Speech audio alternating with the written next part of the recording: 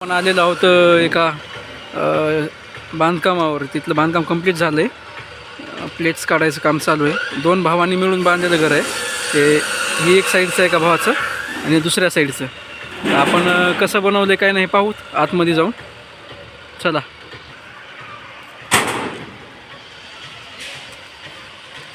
पलीकडचं एका भावाचं, हे दुसऱ्या भावाचं.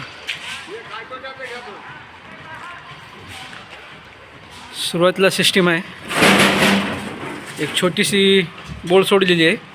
मागं 2 रूम आहे, त्याच्यामुळं हे साईडला जर भविष्यामध्ये किरायानं जर दिलं त्यासाठी ही गल्ली सोडलेली आहे. त्याच्यानंतर आलं की लगेच पायऱ्याचं डिझाईन आहे वर जाण्यासाठी. वरी बांधकाम केल्यानंतर जिन्यावर वगैरे. आणि त्याच्यानंतर पुन्हा हा हॉल आहे. हे फॅन्सी दरवाजा बसवलेला आहे. त्याच्यानंतर हा हॉल, पूर्ण हा हॉल आहे.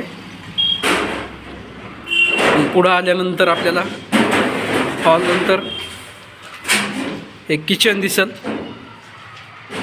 एक किचन,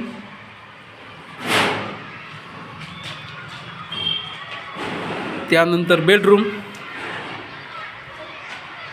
जे आपण सुरुवातीला आल्यानंतर एक छोटीशी गल्ली दाखवली होती त्याच्यासारखीच बॅक साईडनं पण इथं एक स्पेस सोडलेला आहे व्हेंटिलेशनसाठी राहावं म्हणून, आणि इन फ्युचर समजा वॉशिंग वगैरे करण्यासाठी इथे कपडे वगैरे.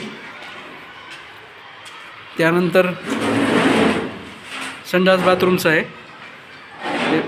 बाथरूम आणि टॉयलेटसाठी. त्यानंतर पुन्हा इथे एक बेडरूम काढलेली आहे. मागून आल्यानंतर आपण इथं कॉमन समजा संडास बाथरूमची सुविधा होणार आहे.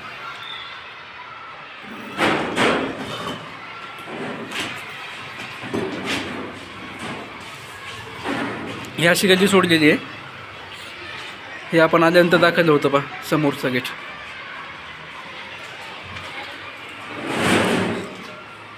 पुन्हा एकदा सांगतो, ह्या बेडरूममध्ये विथ टॉयलेट आणि वॉशरूम आहे. ही एक रूम. त्याच्यानंतर ही बेडरूम, हे किचन आणि इथं टॉयलेट आणि वॉशरूमची सुविधा. त्यानंतर हा हॉल, हे एका भावाचा आहे, जॉईंटमध्ये बांधकाम केलेलं आहे. हा हॉल